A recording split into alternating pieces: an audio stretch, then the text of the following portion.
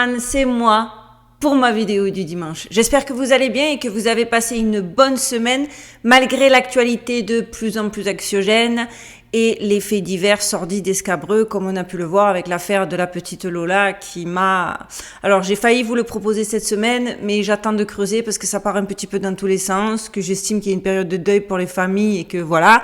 Mais pour ceux qui me l'ont demandé, parce que sur Instagram vous êtes nombreux à m'avoir demandé de traiter le sujet et à m'avoir envoyé des sources d'informations assez impressionnantes. Laissez-moi le temps, je veux pas bâcler, je veux pas parler chinois, je veux faire un truc propre, donc promis, je le ferai, mais pas tout de suite. On va quand même rester dans le glauque, vous allez voir, bien que j'ai cherché un sujet malgré tout qui nous fasse souffler tout en restant un petit peu connecté avec le fil conducteur de ma chaîne. Alors, le monde des valeurs est clairement sans dessus-dessous, et encore une fois, notre salut ne viendra pas du Vatican. Laissez-moi vous l'annoncer pour ceux qui éventuellement en douteraient. Alors que le pape François, malgré toutes les recommandations émanant de ses propres évêques, s'est quand même rendu en septembre dernier à la conférence triennale des religions traditionnelles organisée par le gouvernement kazakh, qui a rassemblé, attention, quelques 80 chefs religieux musulmans, chrétiens, juifs, bouddhistes et taoïstes, qui ont appelé à une intensification des efforts interconfessionnels pour combattre la guerre, la pauvreté, le changement climatique et d'autres maux auxquels le monde est confronté. Mon attention a surtout été retenue par l'intervention de monsieur Athanasius Schneider, évêque auxiliaire d'Astana. Alors, en tant qu'évêque auxiliaire de la capitale du Kazakhstan, monsieur Schneider a su contribuer à accueillir François au cours de sa visite de 3 jours et a joué un rôle de premier plan lors de la visite du pontife dans la cathédrale de la capitale. Et c'est là, moi, les amis, que personnellement, j'ai découvert Astana. Astana, aussi connue sous le nom de capitale mondiale des Illuminati.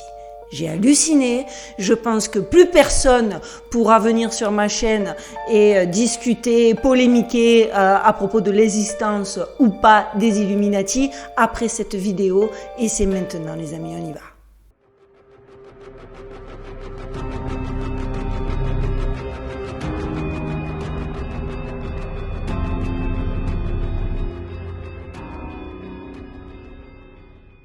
Le Kazakhstan est une vaste étendue de steppes intactes, de canyons grandioses, de déserts arides, de chaînes de montagnes majestueuses et de paysages à couper le souffle, aussi luxuriants que la terre du milieu de Peter Jackson. Le Kazakhstan reste cependant une véritable terra incognita et un haut lieu des théories du complot sur Internet. Et en même temps, vous allez voir, il y a de quoi. C'est en 2009 que Nursultan Nazarbayev, président kazakh, lâchait à l'emporte-pièce la fin de la crise débouchera sur un nouvel ordre mondial. Au-delà d'un talent de clairvoyance assez suspect, bien que certains diront qu'il parlait de la crise de 2008 et des subprimes, mais d'autres éléments me font dire que pas du tout, on ne s'étonnera donc pas qu'il soit à l'initiative de la construction de la capitale du Kazakhstan, construite au XXIe siècle et bien nommée Astana. Astana, pour ceux qui ne l'auraient pas remarqué, c'est juste l'anagramme de Satan. Alors oui, je sais, il y en a qui vont me dire oui, ça veut dire aussi capitale en kazakh. Ouais, écoutez, moi, trop de coïncidences, vous savez. Et même si après sa démission surprise et choquante que personne n'avait vu venir en 2019 et qui reste à ce jour toujours pour tout le monde une énigme du président, et qu'ils ont décidé à l'heure d'aujourd'hui de renommer la capitale Nur-Sultan en son honneur, Nur-Sultan qui signifie d'ailleurs sultan de lumière, un peu comme Lucifer, aka Satan veut dire porteur de lumière, encore une coïncidence, on reste quand même dans le même thème. Quoi qu'il en soit, les autochtones et la plupart des gens continuent à appeler la capitale du Kazakhstan. Pour ceux qui s'offusqueraient déjà de ce raccourci jugé capillotracté, de grâce, attendez la fin de la vidéo avant de mettre des commentaires. Car la vérité, les amis, vous allez vite vous rendre compte qu'ici, le doute n'est pas permis. Ou que, en tout cas, les questions sont on ne peut plus légitimes. Première capitale du 21e siècle, la ville d'Astana au Kazakhstan a été accueillie par beaucoup comme une révolution de l'architecture sociale. Surgissant de la steppe aride du nord du pays, cette capitale surréaliste représente l'investissement de milliards et de milliards de pétrodollars et présente un design parmi les plus radicaux et révolutionnaires que le monde n'ait jamais vu. Cependant, tout le monde ne fait pas la queue pour accueillir cette ville du futur. Les critiques et les théoriciens de la conspiration du monde entier ont souligné la richesse de la symbolique occulte qui semble si profondément ancrée dans l'esthétique d'Astana. Et beaucoup l'annoncent, et je le valide mais large, beaucoup donc l'annoncent comme la capitale mondiale des Illuminati. Devenue capitale en 1997, il y a réellement quelque chose d'étrange à Astana. Il faut savoir que cette capitale est unique de par sa situation géographique très stratégique. Construite à grands frais sur d'anciens marécages au cœur des steppes de l'Asie, cet éloignement la met hors de danger de nombreuses catastrophes naturelles, mais l'isole aussi beaucoup. D'autant plus que si le centre et les quartiers des affaires ont été laborieusement conçus par certains des architectes les plus prestigieux du monde, cette capitale manque toujours cruellement de zones résidentielles, ce qui est, avouons-le, assez étrange pour une capitale. Aujourd'hui encore, de nombreux fonctionnaires font la navette en avion depuis Almaty, l'ancienne capitale.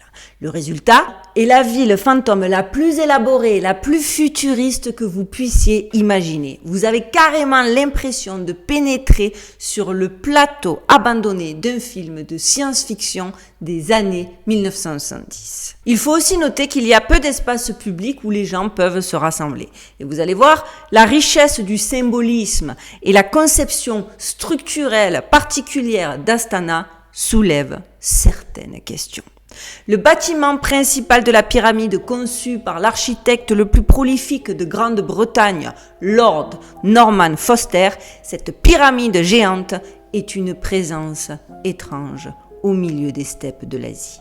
Ce bâtiment est dédié à la renonciation de la violence et à réunir les religions du monde, deux thèmes particulièrement chers au Vatican. Norman Foster, dois-je spécifier que ce monsieur est franc-maçon? Je ne pense pas, a déclaré que le bâtiment n'a pas de symbole religieux reconnaissable pour permettre ainsi la réunification harmonieuse des confessions. En réalité, la pyramide est un temple pour la seule vraie religion des occultistes, le culte du soleil. La visite de ce bâtiment représente un voyage vraiment symbolique et personne ne pourra le nier. Il représente le cheminement de l'humanité vers l'illumination. Novus Ordo Seclorum, New Order of the Age. Ordo Seclorum, nouvel ordre mondial. Le doute n'est pas permis. La pyramide est le symbole ultime représentant les mystères de la civilisation ancienne. Sublime dans sa simplicité, divine dans ses proportions, elle représente à la fois la connaissance divine détenue par les Illuminati et la perplexité des masses. Les élites d'aujourd'hui, initiées à l'occulte, sont les héritiers de cette sagesse ancienne et utilisent la pyramide comme symbole de la puissance, de leur puissance dans le monde moderne. Et vous allez voir, l'architecte pousse très très loin le détail puisqu'à son sommet, au sommet de cette pyramide, on y trouve le pyramidion, illuminé, flottant, manquant, représentant le principe divin présent aussi bien dans l'univers que dans chaque être humain. Une autre signification aussi symbolique attribuée aux pyramidions marquants est la nature non finie, non achevée du nouvel ordre mondial. Il est dit que le pyramidion de la Grande Pyramide sera réinstallé quand le projet de l'âge ancien deviendra réalité. Il est dit que la clé de voûte de la Grande Pyramide sera rétablie quand ce projet séculaire deviendra réalité.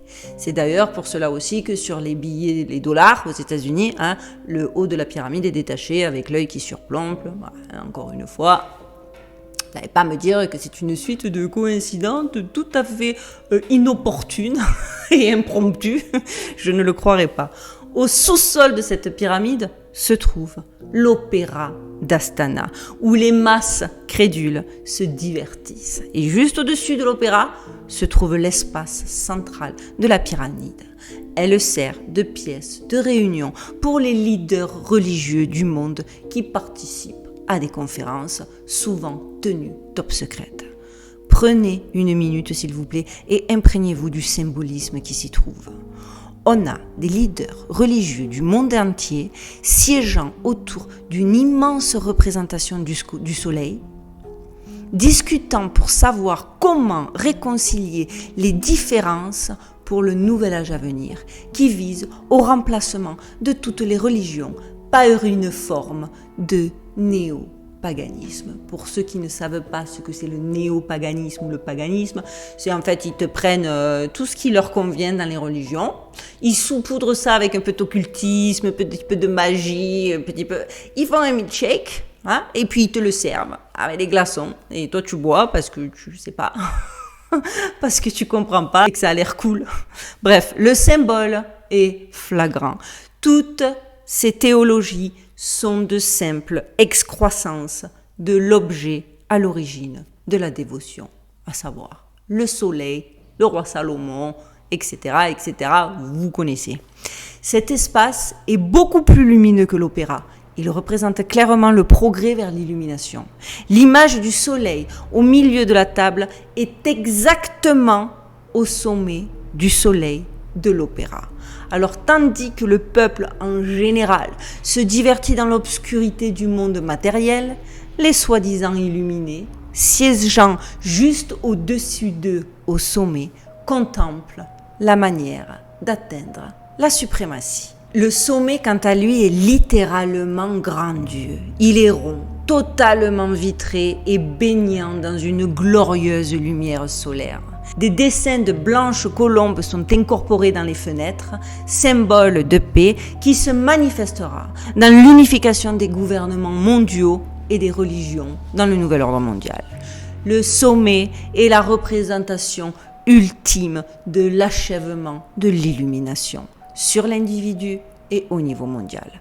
Voilà clairement, et je vais répéter clairement 17 fois dans cette vidéo, un bâtiment qui en dit long. Et ce n'est pas tout, parce que déjà c'est beaucoup, mais ce n'est pas tout.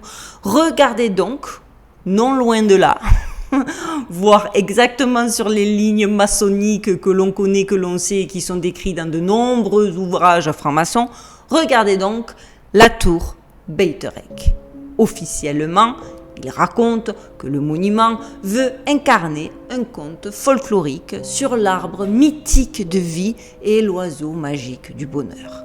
Le conte veut que l'oiseau nommé Samruk ait déposé son œuf dans le creux de 2 branches de peuplier. On aurait pu le croire s'il s'était s'agit que de la seule et unique architecture de la sorte, sauf qu'ici, tous les symboles sont condensés en un seul et unique endroit. Il apparaît alors clairement que l'œuf, le globe doré au sommet du monument, représente encore une fois le soleil, la déité suprême. Cet arbre de vie représente le canal que les esprits traversent pour quitter le monde matériel et rejoindre le monde divin. Concept omniprésent encore une fois dans la plupart des sociétés ésotériques. Et quand on rajoute à tout ça, oui, parce que c'est pas fini, le palais présidentiel d'Ak Orda, qui se trouve à l'est du centre-ville, flanqué de chaque côté de vastes piliers dorés qui correspondent parfaitement aux piliers jumeaux appelés Joachim et Boaz, qui se trouvent de chaque côté d'un temple maçonnique, je pense que le doute n'est plus permis. De nombreux rituels maçonniques exigent que les initiés passent entre ces piliers et ceux qui ont un petit peu d'imagination ou de la suite dans les idées, j'ai envie de vous dire, pourraient suggérer que le fait de placer ces piliers dorés de chaque côté du boulevard central Nurzol d'Astana permet des opérations occultes à grande échelle. Et ça s'arrête pas là, il y a carrément une petite touche finale, le Khan Shatyr. Alors je sais pas si je prononce bien, encore une fois, s'il y a des Khazars ou des Kazakhs, je sais même pas comment on dit, qui passent par ici, excusez-moi, je n'ai pas ma prononciation, ma dyslexie, la dame est la dame est limitée, donc je suis désolée, de visuel, phonétiquement, j'ai envie de dire le Khan Shatyr, la plus grande tente au monde, est un centre de loisirs ressemblant étrangement au temple de Salomon. Le peuple hébreu, tant qu'il a été nomade, possédait des tentes qui étaient leur lieu de culte portable en quelque sorte. À l'intérieur, le triangle d'or avec l'empreinte de la main du président. Et juste à côté, un globe signé par les 17 représentants des différentes confessions religieuses. Unir toutes les religions en une seule pour le nouvel ordre mondial. Les membres de l'élite mondiale dispersent partout dans le monde les symboles de leur puissance. Le fait que les peuples n'ont aucune idée de ce que ces structures représentent est la raison pour laquelle leur plan avance sans questionnement et sans être remarqué. Pourtant, ces plans existent depuis très longtemps maintenant. Manly Palmer Hall, qui est juste l'un des francs-maçons rosicruciens les plus célèbres, les plus reconnus et les plus respectés de parmi les francs-maçons, a écrit en 1918 « Quand le peuple gouverne, l'homme est régi par l'ignorance. Quand l'Église gouverne, il est régi par la superstition. Et quand l'État gouverne, il est régi par la peur. » Avant que les hommes puissent vivre ensemble dans l'harmonie et la compréhension, l'ignorance doit être transmutée en sagesse, la superstition en une foi illuminée et la peur en amour. Le peuple, c'est la démocratie. L'Église, c'est la religion et l'État, ce sont les pays. En d'autres mots, avant que les hommes puissent vivre en harmonie, nous devons abolir la démocratie parce que les masses sont trop bêtes, les religions parce qu'elles sont des superstitions et les États parce qu'il nous faut un gouvernement mondial. Et donc ça c'est une confirmation, encore une fois, que les francs-maçons, le nouvel ordre mondial, parce que quand il y en a encore qui ont le culot, l'insolence de dire qu'il s'agit de théories purement conspirationnistes, les gars, il y a des livres, il y a des références, hein. Les freemasons, que t'aies pas envie de faire de voir des Illuminati, que t'as envie de rester officiel, ils ont quand même écrit des trucs qui rejoignent ce qu'on est en train de voir aujourd'hui. Et c'est partout. L'extériorisation de la hiérarchie était le titre d'un livre publié en 1957 par l'écrivain et théosophe britannique, on ne peut plus Illuminati que Illuminati, Alice Bailey. En termes simples, l'extériorisation est le processus par lequel les masses sont doucement préparées à l'avenir, alors que ceux qui contrôlent le monde depuis les coulisses se font progressivement connaître par des signes de plus en plus explicites. Les gars, c'est écrit noir sur blanc, renseignez-vous, faites vos devoirs. À un moment donné, c'est compliqué de nier ce qui est d'une logique, j'ai envie de dire, quasi imparable. Donc si avec ça, plus la ville, le plan, les vidéos que je vous ai montrées, il y en a encore pour vous dire non, c'est juste un délire à l'architecte. Les architectes, ils adorent, ils font des pyramides partout. Regarde, t'en as une à Vegas, le Luxor. Oui, ben le Luxor aussi. Le Luxor aussi, c'est un peu une symbolique dans le Sin City, la ville des péchés comme on surnomme Vegas. Comment te dire, ça a du sens, ne me sers pas cet exemple est bidon. Mais là, vous voyez bien qu'entre ce qu'a écrit le roi, je vais dire des francs-maçons, plus ce qu'a écrit le roi des Illuminati, tu vois bien que c'est assez clair, toi, c'était annoncé. Donc moi, tout ce que je fais, c'est de vous permettre de constater que effectivement, ce qu'ils ont annoncé dans les années 1900, aujourd'hui, c'est visuel. Tu ne peux plus nier, mon ami, c'est visuel. Pour moi, Astana n'est rien d'autre qu'une preuve de plus de la véracité du nouveau programme universel pour l'humanité, composé des 17 objectifs fixés par l'Organisation des Nations Unies à réaliser d'ici 2030, qu'ils avaient baptisé les objectifs mondiaux. C'est un des plus grands pas jamais pris vers une gouvernance mondiale, et ça touche à l'économie, à l'agriculture, à l'éducation, à l'égalité du genre, à la santé. Vous le voyez à travers toutes mes vidéos, c'est ce que je dénonce. Le pape François est donc allé là-bas, malgré, comme je vous le dis en introduction et je le répète, malgré ses évêques qui lui ont enjoint de ne pas faire ce voyage. Pour un discours en plus qui a lancé cette conférence donnant son entier consentement à un nouveau projet de religion globale. Toujours sur fond de paix et de coexistence, parce que c'est comme ça que les abrutis, parce qu'ils ont fait un peuple où tout ce que tu veux, c'est être parfait, le parfait petit citoyen, le parfait petit voisin, donc le parfait collabo, le parfait esclave, appelons un chat, on va arrêter de parler chinois, je ne bégaye pas sur ma chaîne. Et là, dans leur souci d'être reconnu par tu ne sais quoi, tu ne sais qui, mais comme un bel humain, une personne bien sous tout rapport, d'accord? Comme ça qu'on leur fait bouffer que, mais regardez, c'est l'entraide, regardez, c'est l'amour absolu et blablabla, et la marmotte, elle met le chocolat dans le papier aluminium. En début de son speech, sachez que Bergoglio, parce que j'ai même pas envie de dire qu'il est la représentation d'une papauté quelconque, a lancé « Le monde a besoin d'un leader », ouvrant des questions telles que, s'il vous plaît, qui devrait être le chef politique et religieux du monde? Politique et religieux, mais vous la voyez l'amalgame, vous la voyez où ils vont en venir? Il va y avoir ceux qui sont un peu de ma génération sans âge, et qui ont regardé à l'époque les chevaliers du zodiaque. On est d'accord, c'est le grand pop. Là, il est en train de nous parler de maître suprême qui va diriger la politique, la religion, etc. Et là où ma vidéo va devenir un petit peu anxiogène, c'est rappelons-nous, surtout à l'aube de tous les signes que nous constatons au quotidien, que la Bible met en garde contre la venue du fils de la perdition, le bien nommé Antéchrist. Et vous voulez savoir notre gros mystère de Astana? Dans les canyons rocheux du sud du Kazakhstan sont gravés d'anciennes inscriptions qui n'ont pas encore été déchiffrées. Parmi les ruines archéologiques du nord, un énorme pentagramme de 1200 pieds est gravé sur le côté d'un lac désolé.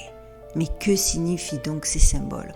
Alors, l'explication officielle dont je me marre, il faut savoir que c'est une photographe ou une obscure nana. J'ai même pas pris la peine de gratter un peu plus au niveau de sa personne. Parce que j'ai trouvé l'explication que tout le monde tient pour vrai absolument ubuesque. Elle a dit que oui mais non, c'était encore une fois une espèce de vision d'optique à cause des arbres qui étaient placés, disposés de telle manière, avec des... Non, vous le voyez sur les photos, c'est indéniable, c'est indiscutable, faut arrêter les conneries, c'est un pentagramme. Et quant à ce qui concerne les symboles, en zoomant sur le centre du pentagramme, on peut voir deux endroits bien mis en évidence. L'un est appelé Adam, l'autre Lucifer. Vous connaissez déjà mon point de vue, je le répète pour s'il y aurait des récalcitrants ou de la mauvaise foi environnante, trop de coïncidences crée une évidence. Je pense qu'on est ici face à un bel exemple. Dites-moi ce que vous en pensez en commentaire. Cette ville est la capitale Illuminati par excellence et devrait prouver au monde entier que la théorie des Illuminati n'est pas une théorie et qu'il existe effectivement des gens haut placés qui vous narguent, qui se foutent de vous et qui tous les jours vous font avaler des couleuvres parce qu'ils vous ont programmé à être leurs petits esclaves. Voilà les amis, il est temps de se réveiller. Ce que je vois, c'est qu'il y a de plus en plus de gens qui se réveillent et ça, c'est une très bonne chose parce que je reste convaincue qu'on va gagner. ça n'a pas de doute. On va passer par des temps difficiles. Du chaos renaîtra la lumière. De toute façon, il fallait bien que cette structure dégueulasse s'effondre. Et c'est un chemin. Et c'est un chemin. Parce que entre les lanceurs d'alerte, entre le fait que, on va dire les 3/4 pour pas être trop gourmand, les 3/4 des théories conspirationnistes, complotistes sont en train de s'avérer. À un moment donné, les gens, les petits arrogants, les insolents, va bien falloir qu'ils se rendent à l'évidence. Et de toute façon, je le vois, la chaîne continue à grandir. C'est quand même la preuve que de plus en plus de gens se posent des questions. Et ça, réjouissons-nous de ça. Il faut se réjouir de tous les petits succès. D'ailleurs, vous connaissez le système pour que la chaîne s'agrandisse et que ma vidéo soit suggérée au plus grand nombre. On like en fond. Lorsqu'on like, on commente, ça c'est le top pour l'algorithme, l'intelligence artificielle, ou le génial.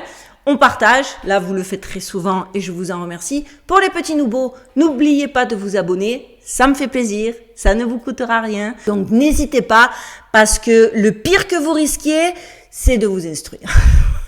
Là, je me sauce un peu. Voilà les amis, j'ai fini. Avant de vous laisser, je voulais vous faire découvrir cet artiste incroyable qui fait partie de mes abonnés. Je trouve ses peintures, ses tableaux juste merveilleux parce qu'on y voit transparaître beaucoup d'émotions et puis j'aime beaucoup sa technique. Donc encore une fois, si vous cherchez à décorer votre maison, si vous cherchez à faire plaisir, si vous cherchez à vous faire plaisir à vos proches et en plus à faire grandir, il faut s'entraider, parce que sinon on va se faire bouffer tout cru par les Amazon et les grosses structures qui ne visent qu'à nous asservir. Plutôt que d'aller acheter des trucs préfabriqués par des imprimantes 3D, regardez, il y a des petits artisans, il y a des artistes, il y a des gens avec incroyablement de talent à qui on n'a pas donné leur chance. Eh ben nous, on leur donne la chance, spécialement sur ma chaîne. Donc je vous mets quelques photos ici que vous voyez défiler, c'est vraiment très beau. Toutes ces informations sont dans la barre de description de cette vidéo. Voilà les amis, je crois que tout est dit et bien dit. J'espère que cette vidéo vous aura plu. Moi, je vous dis, la semaine prochaine, je compte vous faire une vidéo spéciale Halloween. Bah oui, quand même, il faut. Déjà là, avec mon fils, je suis en plein dedans. Et j'ai dû lutter parce qu'il m'a sorti des déguisements. C'est là que je vois que...